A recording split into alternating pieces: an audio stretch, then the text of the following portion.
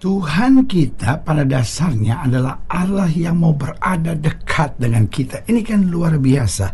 Tuhan di atas segala Tuhan, Raja di atas segala Raja, penguasa segalanya, pencipta langit, bumi, dan isinya. Tetapi mau berada dekat dengan kita. Wah, ini kan luar biasa, saudara-saudara. Pertanyaannya, kenapa Allah mau dekat dengan kita? Jelas agar dapat membela kita. Saudaraku yang kasih dalam Tuhan, Alkitab kan sudah berkata bahwa roh memang penurut tapi daging lemah. Itu sebabnya Alkitab berkata jika Allah di pihak kita tidak ada yang dapat melawan kita. Kenapa? Karena kalau Allah di pihak kita, meskipun kita lemah, Dia datang untuk membela kita. Oh, Tuhan mengerti sekali bahwa dunia ini adalah dunia yang penuh pergumulan. Tuhan mengerti sekali bahwa kita mendapat serangan dari kiri dan kanan kita. Itu sebabnya Alkitab berkata, berserulah kepadaku maka aku akan menyaut kepadamu. Alkitab berkata, marilah kamu yang letih lesu dan berbeban berat, aku akan beri kelegaan kepadamu. Dengan lain kata, Tuhan berkata, jangan atasi sendiri. Engkau bisa saja tidak kuat, tetapi kalau aku di dalam engkau dan engkau di dalam aku, maka engkau akan menjadi pribadi yang lebih daripada pemenang. Haleluya. Saudaraku yang kasih dalam Tuhan, Tuhan mau berada dekat dengan kita agar dapat membela kita.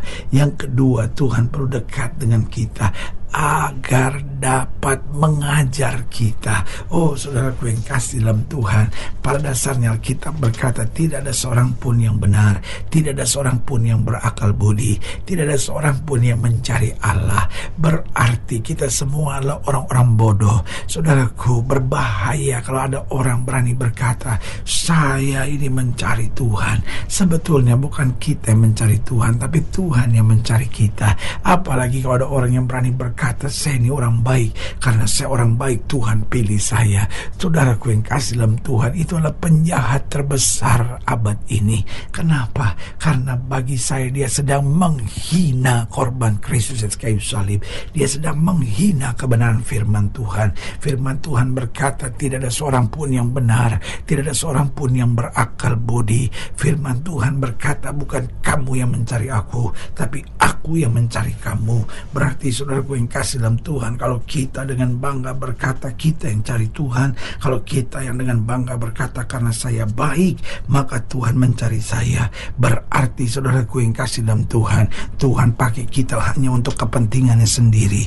Tapi sebagai hamba saya mau bilang, Tuhan cari kita. Kenapa? Karena kita bodoh, karena kita sesat, karena kita lemah, karena kita tidak berdaya. Dia perlu tangkap kita, dia perlu cari kita, dia perlu ajar kita, supaya kalau kita ada sebagaimana kita ada, semuanya itu semata-matanya karena anugerah. Berarti jelas kenapa Tuhan perlu dekat dengan kita, agar dapat membela kita, agar dapat mengajar kita. Dan yang ketiga, kenapa Tuhan perlu berada dekat dengan kita, agar dapat menolong kita. Karena seringkali kita jatuh, seringkali kita terpeleset, seringkali kita salah ambil keputusan.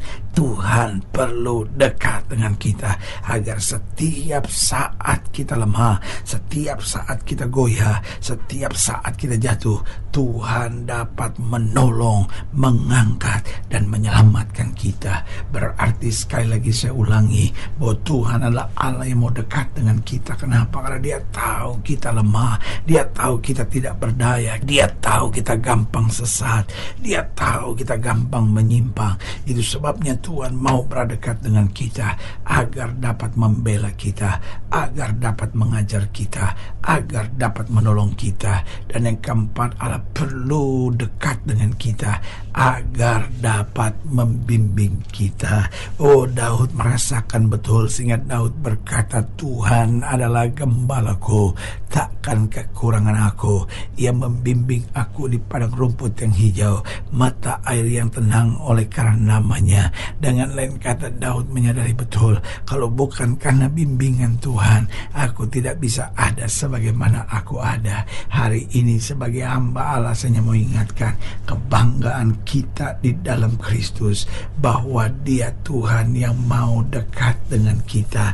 Dan karena Dia mau dekat dengan kita, jangan sampai kita jadi Kristen yang sok tahu, yang tidak mau dekat dengan Tuhan. Tapi justru karena Dia mau dekat dengan kita, mari semakin dekat dengan Dia, maka segala anugerahnya, berkatnya, kekuatannya, serta karunia-karunia-Nya dinyatakan dalam kehidupan kita. Haleluya. Selamat datang dalam program kita hari ini, harinya Tuhan, sebuah program rohani yang kembali mengingatkan kepada kita betapa pentingnya kita menjadikan firman Tuhan sebagai dasar keseharian hidup kita. Karena selama kita jadikan firman Tuhan sebagai dasar keseharian hidup kita, langkah-langkah ke depan kita penuh dengan kepastian, kemenangan, berkat, mujizat, dan perkara-perkara besar. Haleluya. Dan dalam program ini kita sedang membahas tentang Aku akan bertemu engkau. Bayangkan Tuhan sendiri mau bertemu dengan kita. Dia mau berada dekat dengan kita. Haleluya. Nah, saudaraku yang kasih dalam Tuhan, dalam pembahasan tentang aku akan bertemu engkau, kita mau sama-sama belajar dari Keluaran pasal 25, Keluaran pasal 25 ayat yang ke-10 sampai ayat yang ke-22 di bawah judul perikop mengenai tabut perjanjian. Keluaran 25 ayatnya yang ke-10 sampai ayatnya yang ke-22, demikian firman Tuhan.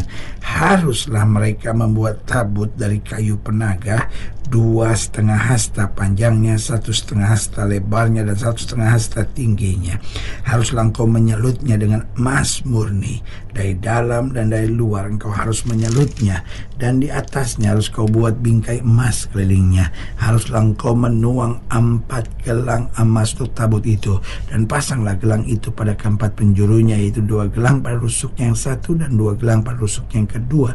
Engkau harus membuat kayu pengusung dari kayu penaga dan menyalutnya dengan emas. Haruslah engkau memasukkan kayu pengusung itu ke dalam gelang yang ada pada rusuk tabut itu, supaya dengan itu tabut dapat diangkut. Kayu pengusung itu haruslah tetap tinggal dalam gelang itu, tidak boleh dicabut dari dalamnya. Dalam tabut itu haruslah kau taruh loh hukum yang akan kuberikan kepadamu. Juga engkau harus membuat tutup pendamaian dari emas murni, 2,5 hasta panjangnya dan 1,5 hasta lebarnya. Dan haruslah kau buat 2 kerub dari emas. Kau buatlah itu dari emas tempaan pada kedua ujung tutup pendamaian itu. Buatlah 1 kerub pada ujung sebelah sini dan 1 kerub pada ujung sebelah sana. Seiras dengan tutup pendamaian itu, kamu buatlah kerub itu di atas kedua ujungnya. Kerub-kerub itu harus mengembangkan kedua sayapnya ke atas, sedang sayap-sayapnya menudungi tutup pendamaian itu, dan mukanya menghadap kepada masing-masing kepada tutup pendamaian itulah harus menghadap muka kerub-kerub itu. Haruslah kau letakkan tutup pendamaian itu di atas tabut, dan dalam tabut itu engkau harus menaruh loh hukum yang akan kuberikan kepadamu, dan di sanalah aku akan bertemu dengan engkau. Dan dari atas tutup pendamaian itu, dari antara kedua kerub yang di atas tabut hukum itu, aku akan berbicara dengan engkau tentang segala sesuatu yang akan kuperintahkan kepadamu untuk disampaikan kepada orang Israel. Nah, saudaraku yang kekasih dalam Tuhan, dalam ayat-ayat bacaan ini jelas Alkitab sedang mengajarkan kepada kita, jelas bahwa Dia Tuhan yang mau bertemu dengan kita. Di sanalah aku akan bertemu dengan engkau. Kerinduan Allah, bukan permintaan umat. Kerinduan Allah, Allah mau bertemu dengan kita. Haleluya. Tuhan ingin bertemu dengan kita.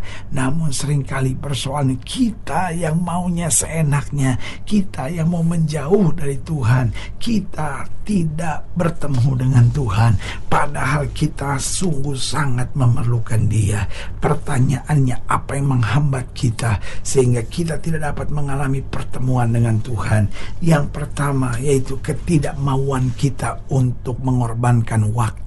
Ini dia persoalannya. Kita punya 1001 alasan untuk berkata, saya sibuk, saya nggak sempat baca Alkitab, saya sibuk, saya nggak sempat berdoa, saya sibuk, saya nggak sempat ibadah, saya sibuk, saya nggak sempat ada dalam pujian dan penyembahan.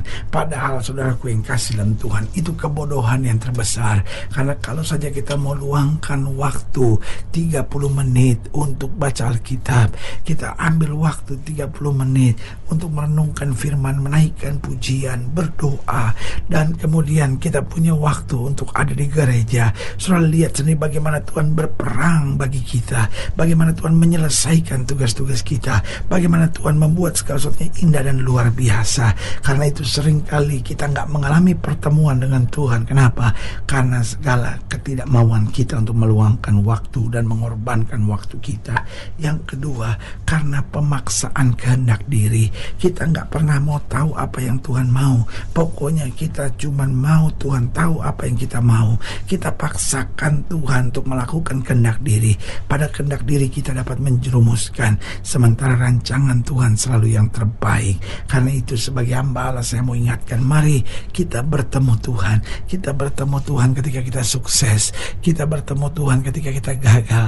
Kita bertemu Tuhan ketika kita tahu apa yang harus kita kerjakan. Tapi kita juga perlu bertemu Tuhan ketika kita nggak tahu apa yang harus kita buat.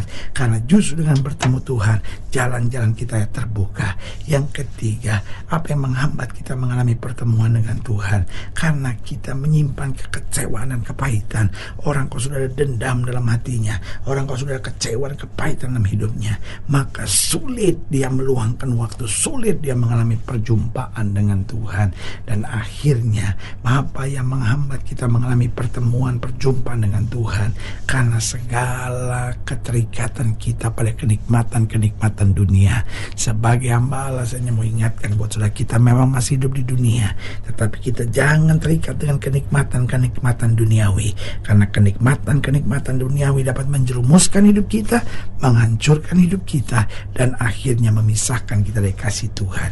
Biarlah hari ini kita menyadari Tuhan mau bertemu dengan kita. Biarlah kita tetap bertemu dengan Tuhan, maka kita dibimbing senantiasa pada kehendaknya yang dahsyat dan sempurna. Haleluya. Saudaraku yang kekasih dalam Tuhan, jika saudara yang lain yang lebih jauh, hubungi kami melalui telepon, hubungi kami melalui surat, kunjungi website kami, karena kami ada untuk membawa Bapak Ibu saudara senantiasa lebih dekat pada Tuhan dan mengalami kasih kuasa mujizat yang luar biasa. Haleluya. Secara khusus melalui program ini juga saya